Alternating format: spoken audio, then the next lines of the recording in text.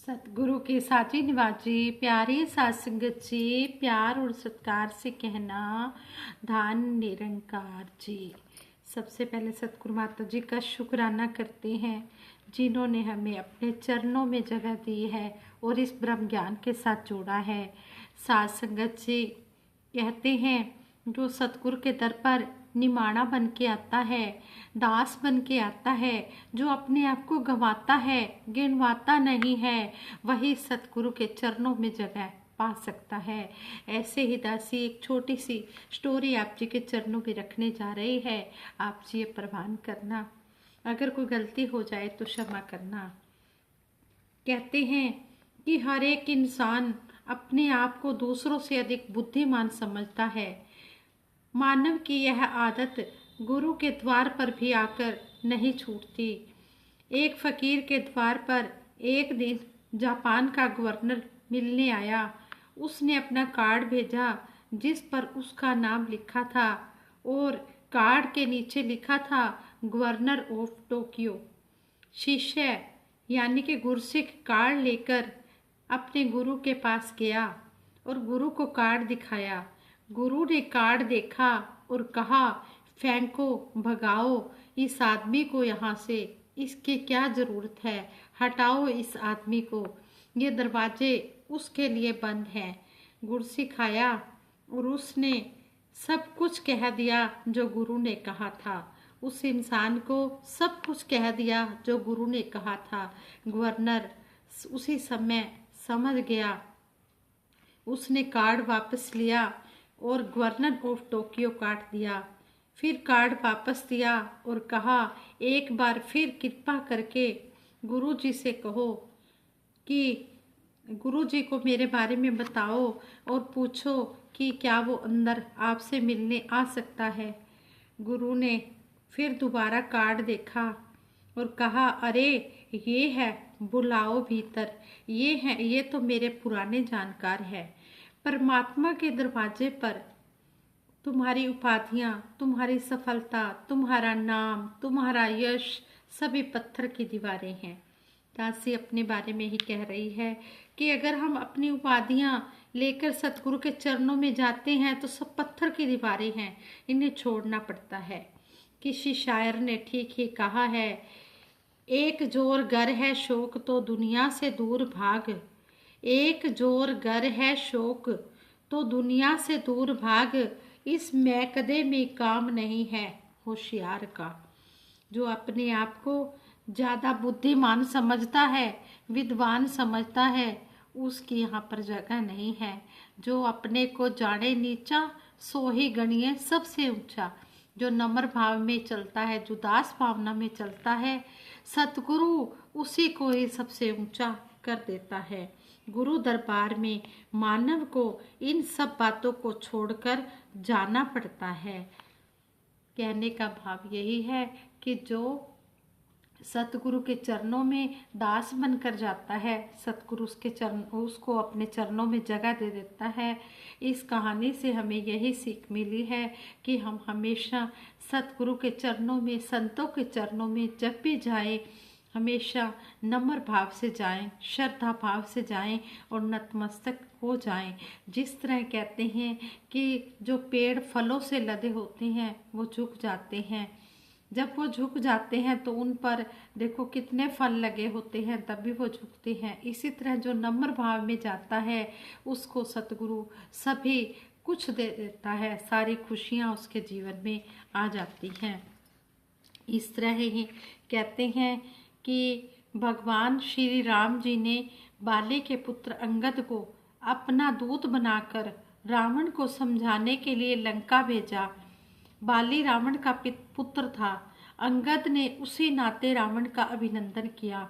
बातचीत के दौरान अंगद ने समझाया कि श्री राम साक्षात पार ब्रह्म परमात्मा हैं, उनसे दुश्मनी आपके लिए अच्छी नहीं होगी। रावण को यह बात अच्छी नहीं लगी। अंगद ने चुनौती दे डाली कि श्री राम पर विजय तो दूर की बात है, उनके दूत का कोई पांव ही हिलाकर दिखा दे।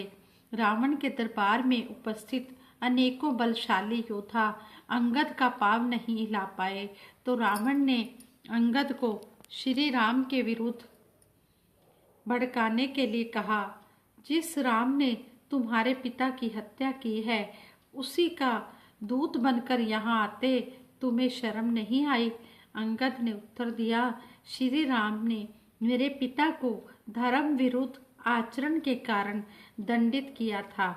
धर्म आचरण के कारण ही उन्होंने मुझे शरण दी, किंतु तुम्हारा तो पूरा वंश ही अधर्म में जुटा हुआ है। इसलिए यह ध्यान रखना कि अगर तुमने प्रभु श्री राम की शरणागति ना प्राप्त की तो तुम्हारे वंश का नाश हो जाएगा। संसार में निरंकार प्रभु की शरणागति ही विनाश से बचाती है।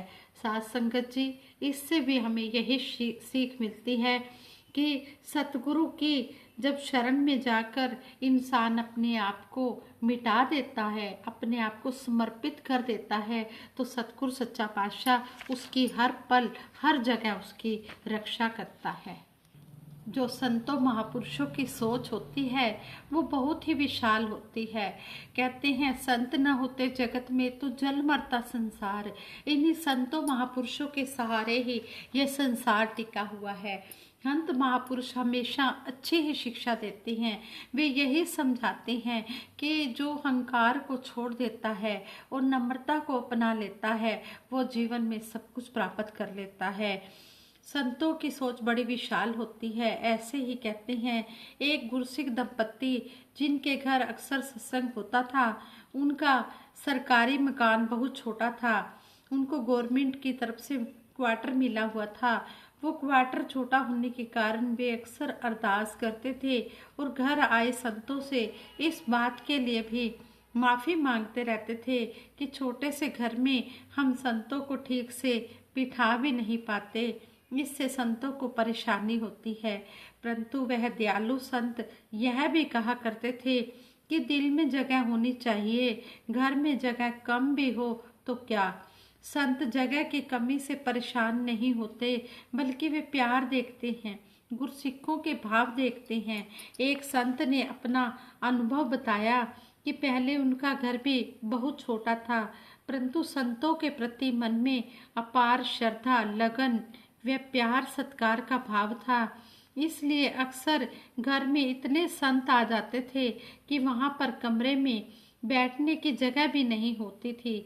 सभी सतगुरु के यशोगान में इतने मस्त होते थे कि उन्हें कोई परेशानी महसूस ही नहीं होती थी। कहते हैं कि आज इस बात को 25 साल हो गए हैं। सतगुरु की कृपा से इस संत के पास अब महल जैसे कई घर हैं। ये संत अक्सर इस बात पर जोर देते हैं कि घर में बेशक तंगी हो, परंतु संतों को हमेशा बुलाना चाहिए और यथा योग्य सेवा सत्कार करना चाहिए। सेवा से ही सारे सुख मिलते हैं। यहाँ पर भी हमें यही सीखने को मिला है कि हमने अपने मन को विशाल बनाना है। जब हमारा मन विशाल होगा तो फिर हमें कहीं पर भी कोई ऐसा नहीं नज़र आएगा कि कोई हमारे मन में अगर कोई कहीं पर परेशानी या कोई हमें थोड़ी जगह भी लग रही है तो वो थोड़ी नहीं होगी, क्योंकि संतों के हृदय विशाल होते हैं। अगर हम किसी को श्रद्धा भाव से अपने घर में बुलाते हैं, आदर सत्कार करते हैं, संत महात्मा आदर भाव के ही भूखे होते हैं, ये श्रद्धा भाव ही देखते हैं। और हमने इसी तरह श्रद्धा भाव से सत्कार से सेवा करते चले जाना है। इससे भी हमें यही, इस महात्मा की बात से भी हमें यही सीखने को मिला है कि हमने हर समय संतों महापुरुषों की सेवा में लगे रहना है। हमने अपनी जो सोच है इसको विशाल बनाना है। हमने अपनी सोच को छोटा नहीं बनाना है। इस तरह कहते हैं कि मानव का सारा जीवन एक परीक्षा है। यह संसार परीक्षा कक्ष है जिसमें आकर हर एक मानव अपने जीवन के क्वेश्चनों को सॉल्व करता है, क्वेश्चंस को सॉल्व करता है।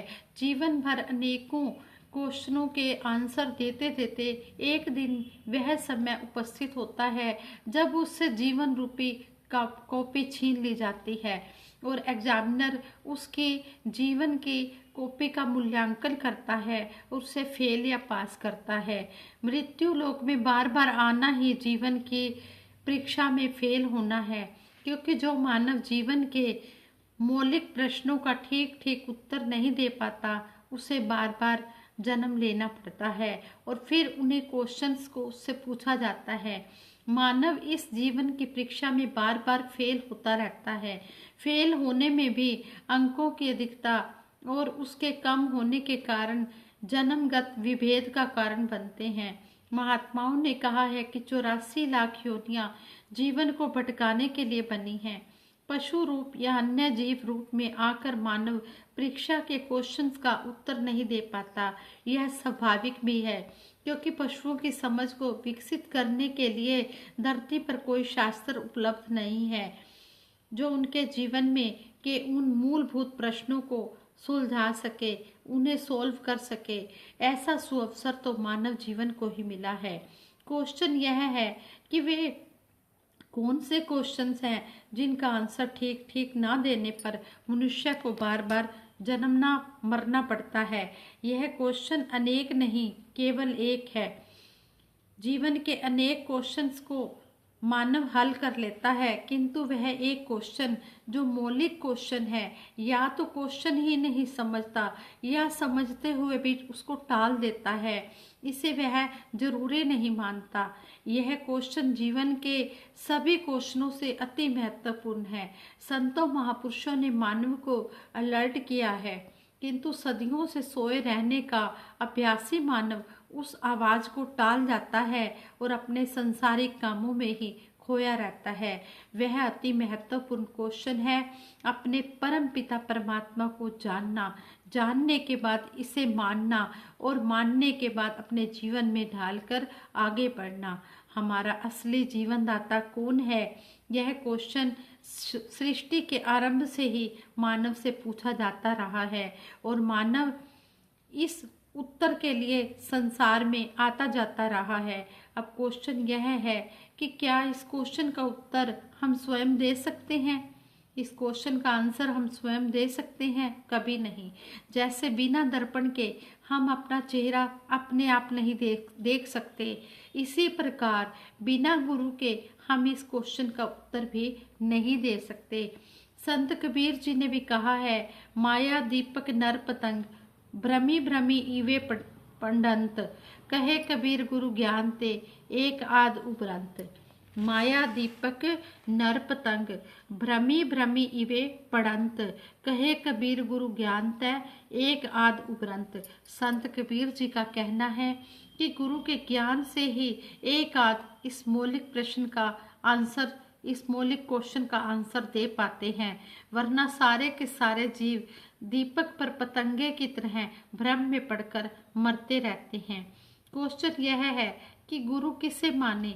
इस संसार में स्वयं को गुरु रूप में प्रदर्शित करने के लिए बहुत से लोग लालायित रहते हैं, किंतु गुरु की पहचान ज्ञानी जन इस रूप में बताते हैं कि जो हमारे जीवन के सभी क्वेश्चंस को सॉल्व कर दे, या हमारे सारे क्वेश्चंस को खत्म कर दे, या हमें पूरी तरह जिज्ञासा विहीन बना दे, वही गुरु कहलाने के अधिकारी हैं। हम उन्हें ही गुरु कह सकते हैं। इसलिए गुरु की महत्ता और उनका स्थान सबसे ऊंचा माना गया है। गुरु ब्रह्मा विष्णु और महेश के समान है। निरंकार का परिचय कराने के कारण निरंकार से बड़े सतगुरु हैं। वास्तव में सतगुरु ही निरंकार है, क्योंकि निरंकार को जानने वाला भला निरंकार से अलग कैसे हो सकता है। तभी तो तुलसीदास जी लिखते हैं, सोई जानी जेही देह जनाई, जानत तुम ही हो जाई। हे प्रभु, आपको तो वही जान सकता है जिसे आप स्वयं जना देते हो, और जानने के बाद वह हमेशा के लिए आपका ही हो जाता है। इसलिए गुरु ही निरंकार का साकार रूप है। परमात्मा स्वयं निराकार स्वरूप में, सब घट में, जड़ चेतन में, सब जगह समाया हुआ है। यह इसकी विशालता का प्रमाण है।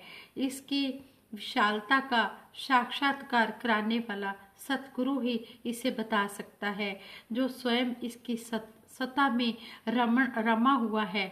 जो गुरु सीधे सीधे ईश्वर को बताने की तरह अलग अलग तरह के कर्म कांडों में उलझाते हैं, वे वास्तव में स्वयं ईश्वरीय ज्ञान से अनभिज्ञ रहते हैं।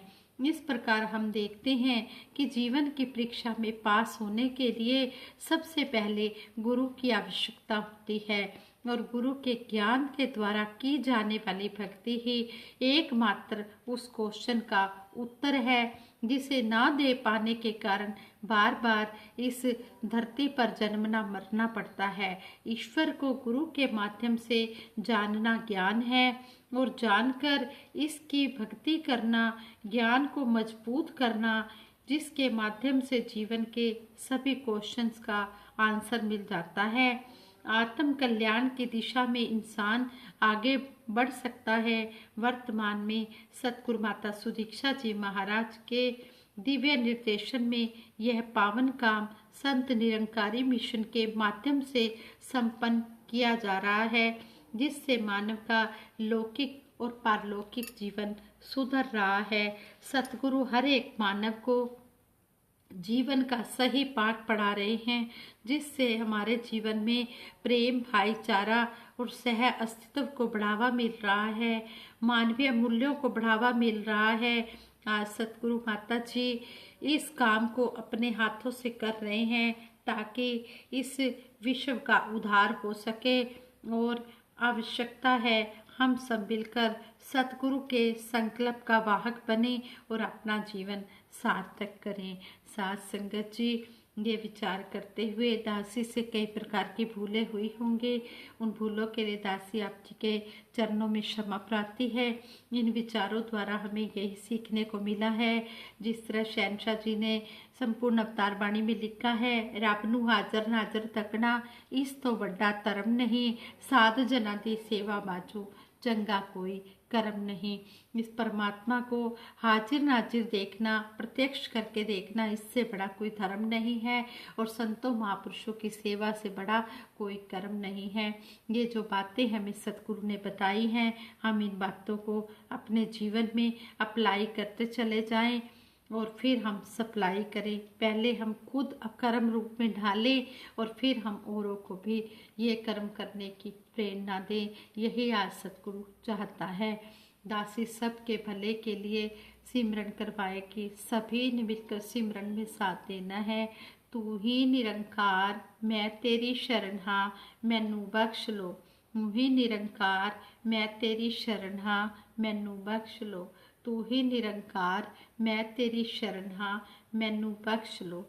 तू ही निरंकार मैं तेरी शरण हाँ, मैनू बख्श लो। बोलिए सतगुरु माता सुदीक्षा सविंदर हरदेव जी महाराज की जय। निरंकारी राजमाता गुरु वचन अवतार की जय। हाँ संगत जी, प्यार से कहना धन निरंकार जी।